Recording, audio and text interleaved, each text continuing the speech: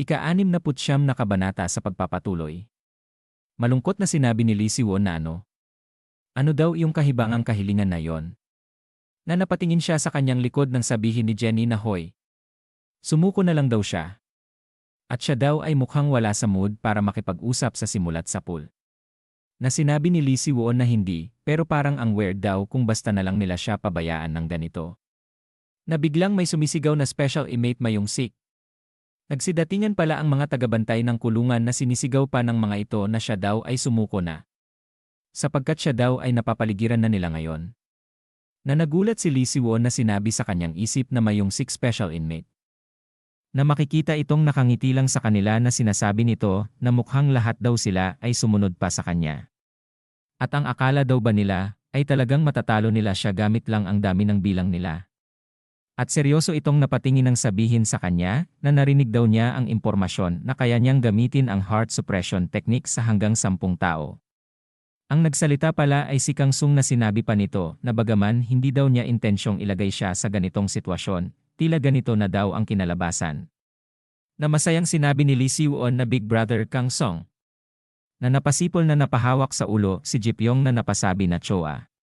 Dinala daw niya siya ng sakto sa oras.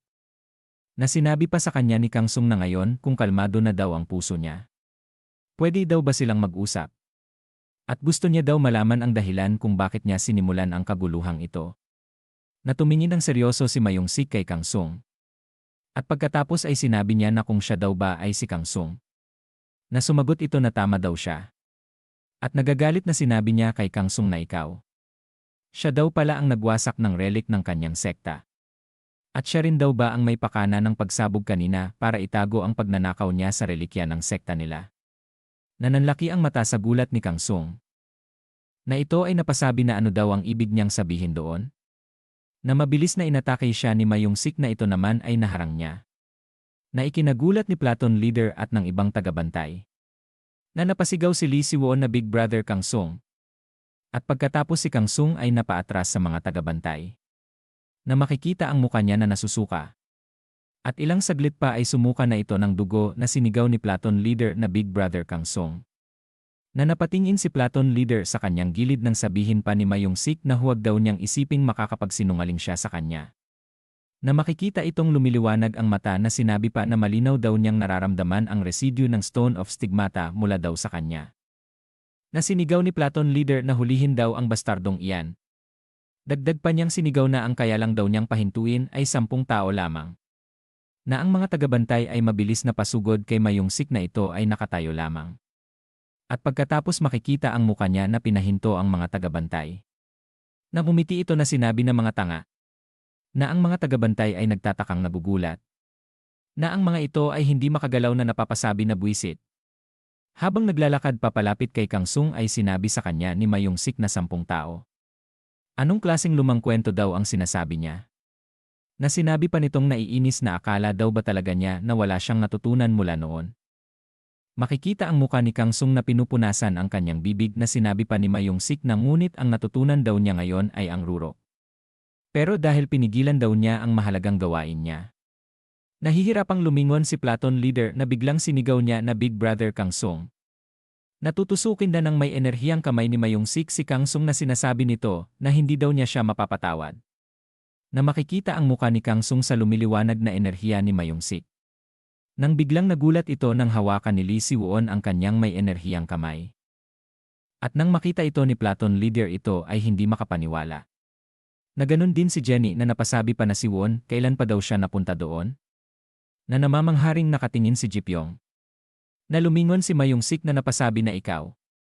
Na sinabi sa kanya ni Lee Si-won na ang pagsabog daw ay dulot ng Black Forest Defense. Na sinabi pa niya na tinanggal na mula sa pagkakakapit sa kamay nito na nakita daw niya mismo sila. Na sila daw ang kumuha ng Key of Eternity at nag-install ng lahat ng mga bomba na yon. Na napatingin sa kanya si Mayong-sik na sinabi nito na ang Key of Eternity. Na tumugon sa kanya si Lee Si-won na sinabi nito habang makikita si Jenny at Ji Pyong na oho. Ang bagay daw na mukhang asul na bato. At nakita daw niyang ninanakaw nila ang mga bagay na yon. Makikita na tiningnan siya ni Mayong-sik na may inosenteng muka ang ating bida na si Lee Si-won na sinabi sa isip nito na ang batang ito.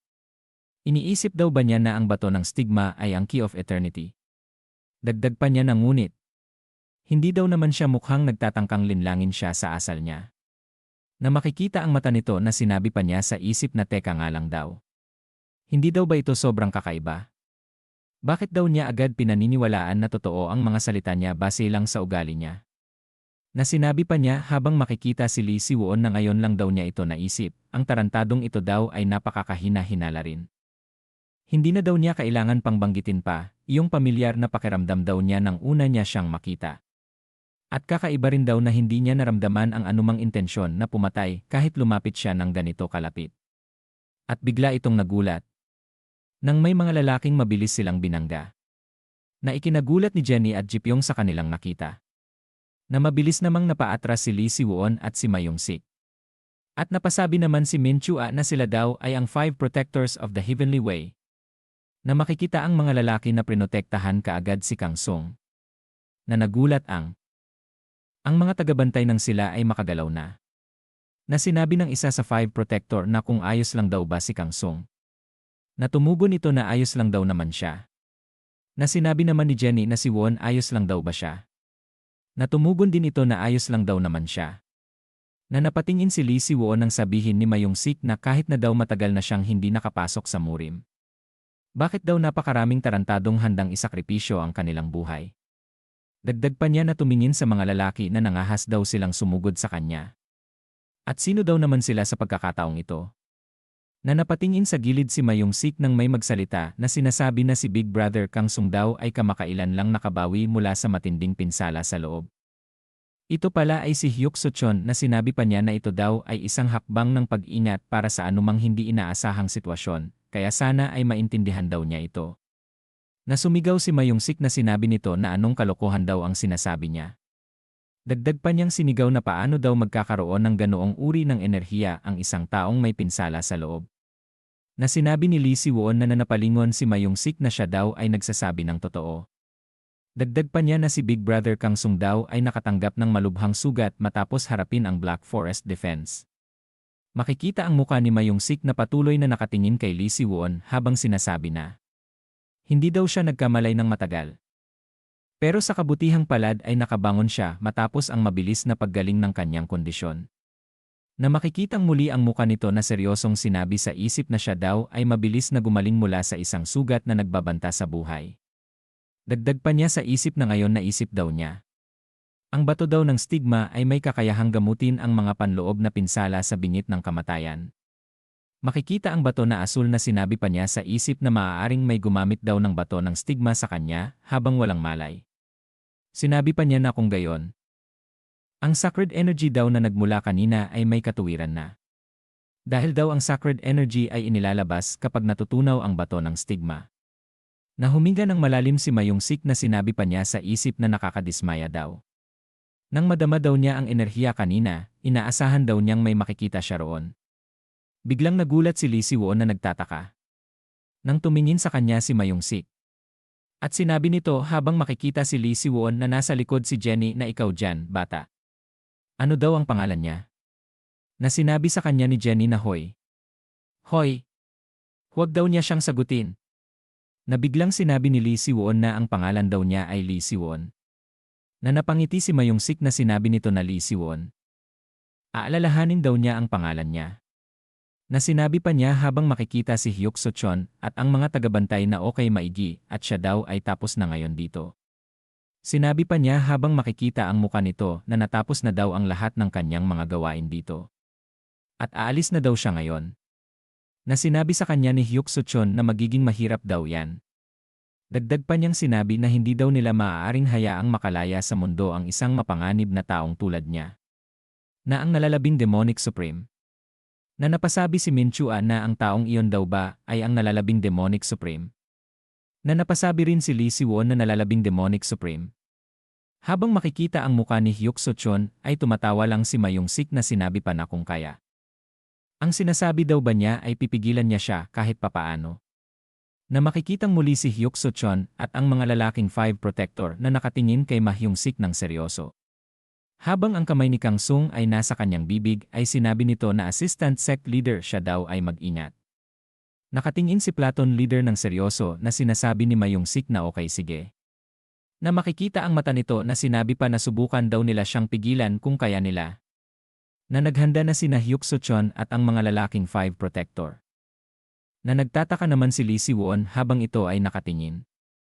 Na sinigaw ni Platon leader na silang lahat daw ay protektahan ang assistant leader ng Heavenly Way sect.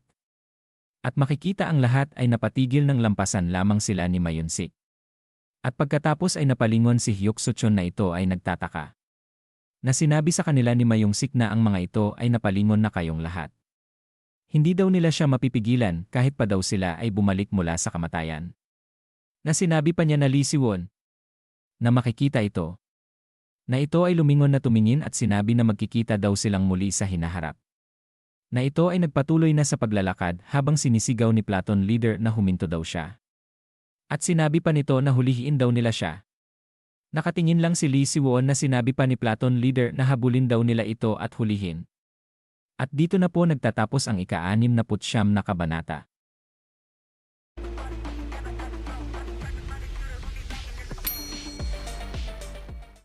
Ika-70 kabanata sa pagpapatuloy.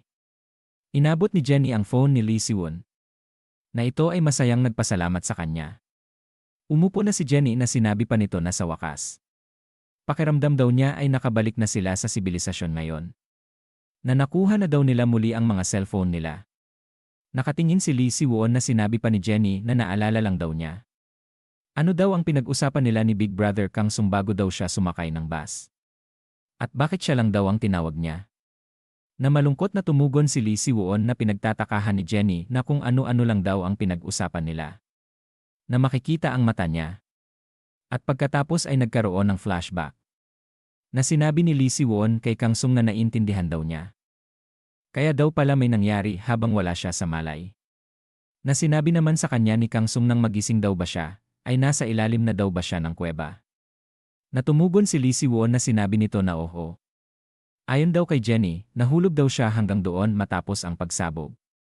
Na makikita ang muka ni Kang Sung na nakapikit na sinabi pa niya na hindi daw siya makapaniwala. Hindi lang daw na nakaligtas siya mula sa pagkahulog mula sa ganoong taas. Pati na rin daw ang pagpapagaling niya sa kanyang tunay na ki habang wala siyang malay. Tumingin sa kanya si Kang Sung na sinabi pa niya na gayunpaman, ang mga kilos daw niya ay naging napakawalang ingat sa pagkakataong ito. At hindi pa daw ba niya hinarap ang taong iyon noon? Na makikita ang muka ni Lee Si-won na malungkot habang sinabi pa sa kanya ni Kang Sung na alam daw naman niya kung ano ang magiging resulta. Ngunit hinarap pa rin daw niya siya. Sinabi pa sa kanya ni Kang Sung na naisip daw ba niya kahit papaano na maaari siyang mamatay dahil doon. Na makikita ang muka ni Kang Sung na sinabi ni Lee Si-won sa kanya na ibabalik daw niya sa kanya ang mga salitang yan, Big Brother Kang Sung. Sinabi pa sa kanya ni Lee Si-won na narinig daw niya ang dahilan niya sa pagpunta rito at ang kalagayan daw ng katawan niya. Na sinabi pa niya habang makikita ang mga tagabantay sa likod niya na ang katotohanan daw na binaliwala niya ang mga alalahanin ng iba at humarap kay Go Mon-ryong. Dagdag pa niya na hindi daw ba't saklaw din yon ng padalos-dalos na pag-uugali na walang pagpapahalaga sa buhay na binanggit daw niya. Na tumingin ng seryoso sa kanya si Kang Sung. At pagkatapos ito ay napangiti na sinabi sa kanya na well. Mukhang may isang tao daw na nagsabi ng hindi kailangan. Na makikita ang looban ng silid na sinabi pa ni Kang Sung na gayunpaman, magkaiba daw ang kanilang sitwasyon. May responsibilidad daw siya sa murim bilang isang nakatatandang nabuhay ng isang henerasyon bago daw siya. Na sinabi pa niya habang makikita ang grupo ni Go Mon-ryong na maaaring ang kasalukuyang kalagayan daw ng murim na dinaranas niya ay maaaring resulta daw ng mga pagkakamali na ginawa ng kanilang henerasyon. Sinabi pa niya na makikita ang muka ni Kang Sung na hindi daw ba't masyadong nakakahiya sa kanya kung ibabahagi daw niya ang responsibilidad na yon ng pantay-pantay sa kanilang henerasyon. Na makikita ang muka ni Lee Si-won na seryoso at walang masabi. Pagkatapos ay makikita ang mata nito na sinabi pa sa kanya ni Kang Sung na hindi daw niya alam kung anong uri ng emosyon ang nararamdaman niya patungkol kay Go Mon-ryong. Dagdag pa niya na ngunit, huwag daw niyang gawin ang pagkakamaling magpatalo sa kanyang galit na maging bulag siya sa kanyang kapaligiran mula ngayon. Na sinabi pa niya habang makikita si Jenny na umiiyak habang yakap siya na wala daw bang mga taong malapit sa kanya na nagmamalasakit sa kanya. Na makikita ang muka ni Lee Si-won na sinabi pa sa kanya ni Kang Sung na huwag daw kalimutan na may responsibilidad siyang hindi sila biguin. Na sinabi sa kanya ni Lee Si-won habang ito ay nakapikit na oo, naiintindihan daw niya yon. Makikita ang pintuan na sinabi sa kanya ni Kang Sung na mukhang pinanatili daw niya silang nandito at nangangaral habang abala sila. Natumugon si Lee Si-won na hindi, ayos lang daw. At salamat daw sa kanyang mga makapangyarihang salita, Big Brother Kang Sung.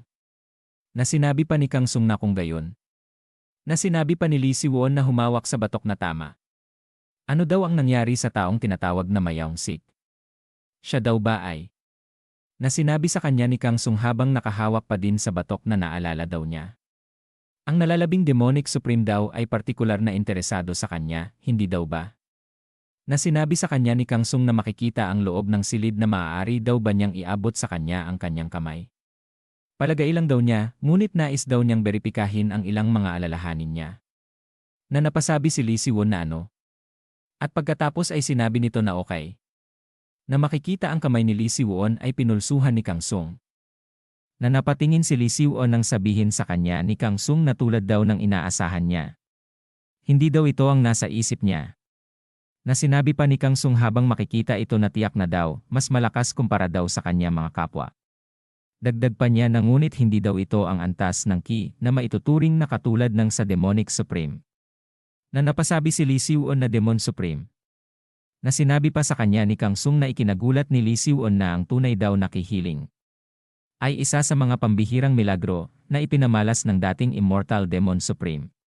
Dagdag pa niyang sinabi na at hindi daw ba't ang Demonic Supreme Remnant ay nagpakita rin daw ng interes sa kanya. Kaya daw naman ay naiisip niya na baka ang mga naranasan daw niya ay may kaugnayan sa Immortal Demon Supreme. Dala daw ng pagkakataon. Humawak sa baba na sinabi pa niya na pero mukhang mali daw ang hinala niya. Ang kanyang ki daw ay sobrang mababa kumpara sa lakas ng Demon Supreme. Sinabi pa niya na napatingin si Lee Si-won na sa totoo lang daw, hindi daw talaga ito dapat maging posible. Mukhang wala daw siyang kaalaman tungkol sa Immortal Demon Supreme. Natumingin sa kanya si Kang Sung na sinabi. Niyang nakangiti na patawad. Siguro daw ay nabuo lang ang ganitong ideya dahil sa labis niyang frustration sa kasalukuyang sitwasyon. Dagdag pa niyang sinabi na naiisip lang daw niya kung posible daw ba sanang makipag-usap sa Immortality Sect kung may kaugnayan daw siya sa Demon Supreme. Natumugon si Lee Si-won na sinabi nito na anong ibig daw niyang sabihin doon. Sinabi niya kay Lee Si-won na habang makikita si Mayong Sik na napapalibutan ng tagabantay na kararating lang daw ng ulat. Na lahat daw ng miyembro ng Immortality Sect na nakakulong sa espesyal na sektor ay nakatakas na. At mukhang nakatakas daw sila habang nagdulot ng gulo ang Demonic Supreme Remnant sa headquarters kamakailan. Sinabi pa niya habang makikita ang grupo ni Mayong Sik na kahit na daw matagal na silang nakakulong dito, lahat daw sila ay mga masters na nagpakalat ng kanilang kasikatan sa Murim. Kahit daw ang karamihan sa mga masters sa kasalukuyang Murim ay mahihirapang harapin sila. Dagdag pa niya na sa pinakamalayo, ang Martial Arts Alliance daw lamang ang kayang humarap sa kanila.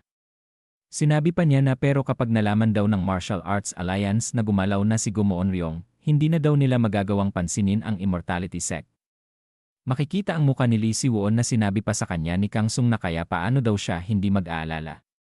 Isipin daw niya ngayon pa nagpapasimula ng gulo ang Immortality Sect. At balik sa kasalukuyan.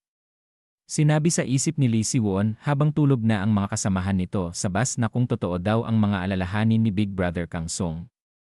Na sinabi pa niya habang makikita si Mayong Sik na posible daw bang may isa pang problema sa Murim bukod kay Gumoon Ryong. At pagkatapos ay naiisip pa niya ang pakikipaglaban niya kay Gumoon Ryong. At siya ay napahikab. Na napatingin sa kanya si Hyuk Soo-chon na nagtataka. Na sinabi pa ni Lee Si-won sa isip na kahit daw ilang beses niya man subukang kalimutan, hindi daw ito maalis sa isipan niya. At isipin daw niya ang mga alaala kay Gumoon Ryong. At inihanda daw niya ang sarili niya na magkakaroon ng kaunting agwat sa kakayahan nila, pero hindi daw niya inasahang ganito siya kalayo sa kanya. Na makikita ang mata niya na sinabi pa sa isip na kung hindi daw siya makahanap ng ibang solusyon, baka hindi na daw niya siya kailanman matalo. Na naiisip pa niya ang ginawang atake ni Mayong Sik sa kanya. Na makikita muli ang kanyang mata na sinabi nito sa isip na ngayon na naalala daw niya. Hindi daw ba't kahanga-hanga talaga ang martial arts niya? Nabigla itong ginaya ni Lee Si-won na sinabi sa isip na ganito daw ba ang yung una niyang ginawa. Na siya ay pinagmamasdan ni Hyuk So-chon. Na si Lee Si-won ay mabilis na iginalaw ang kamay na sinubukan ang pamamaraan ni Mayong-sik. Na makikita ang mukha niya na sinabi nito sa isip na hindi. Mukhang hindi daw ito ang hinahanap daw niya, sa tingin daw niya.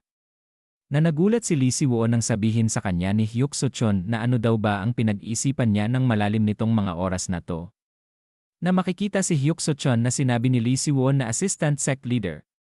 Na makikita ang mukha nito na sinabi ni Lee Si-won sa kanya na ganoon daw ba siya sa tingin niya. Na tumugon ito na talagang ganoon daw. Na sinabi pa ni Lee Si-won habang nasa harapan niya si Hyuk So-chon na tungkol dyan.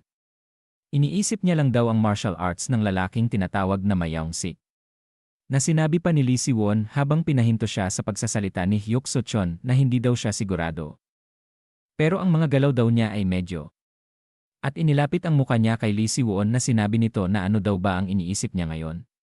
Na makikita ang mukha ni Hyuk So-chon na sinabi pa kay Lee Si-won na ang martial arts daw ng taong iyon ay isang demonic art na ipinagbabawal sa Murim. Dagdag pa niya na kung susubukan daw niya yon matutunan, hindi lang daw siya ang malalagay sa panganib, kundi pati na daw ang buong Sanwoo clan. Naiintindihan daw ba niya yon? Na makikita ang mata ni Lee Si-won. Na sinabi niya na oo. Naiintindihan daw niya yon. Na tumingin ng seryoso sa kanya si Hyuk So-chon. At pagkatapos ay sinabi niya habang makikita ang mga kasamahan nila na natutulog na mag-ingat daw siya. Baka ginawa niya lang daw iyon dahil dati pa siyang ordinaryong tao. Pero hindi daw ubra ang mga dahilang iyon sa Murim. Pumikit na sinabi pa ni Hyuk So-chon kay Lee Si-won na ang martial art daw na iyon ay hindi magagamit sa ordinaryong ki circulation technique. Na sinabi sa kanya ni Lee Si-won na paano daw niya nalaman iyon? Na tumugon sa kanya si Hyuk So-chon na may library daw sa Heavenly Way sect na naglalaman ng lahat ng martial arts sa mundo.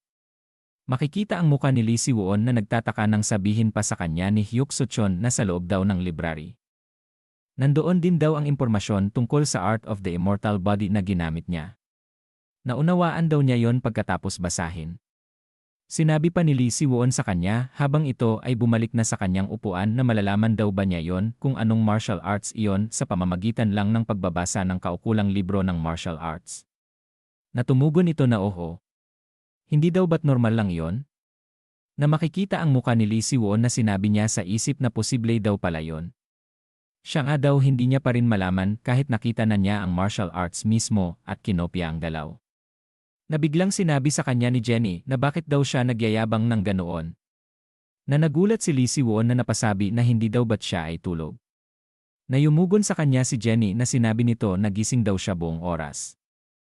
At balak na daw sana niya siyang sipain nung tinatakot daw siya nito. Na sinabi pa sa kanya ni Jenny na kanyang ikinagulat na napatingin sa cellphone na kahit daw papaano, huwag niya ring hayaan na parang wala siyang pakialam.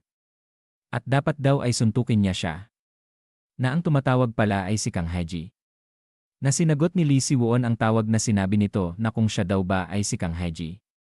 Na ang tumatawag pala ay si Sofia na sinasabi ni Lee Si-won sa cellphone na hello. Hae-ji, ano daw ba ang problema? Na makikita ang muka ni Lee Si-won na nagulat nang sumagot si Sofia na Sanwoo clan leader. Na sinabi ni Lee Si-won na sino daw siya. Na binaba na ang cellphone na sinabi sa kanya ni Jenny na bakit.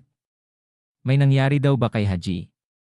Natumugon si Lee Si-won sa kanya na may tumawag daw sa kanya gamit ang numero ni Haji, pero anonymous daw. Na muling tinawagan ni Lee Si-won ang numero na sinabi ng network na ang numerong tinawagan mo ay hindi makontak. Pakisubukang muli mamaya. Natumayo na si Jenny na sinabi nito na hindi na daw ba niya siya makontak. Na sumagot si Lee Si-won na oo. Hawak ni Sofia ang cellphone. Na ito ay tumingin kay Kang Hae-ji habang ito ay tulog sa loob ng sasakyan. Na sinabi pa ni Lee Si-won na siya daw ay may nararamdamang masama tungkol dito. At dito na po nagtatapos ang ika-70 kabanata.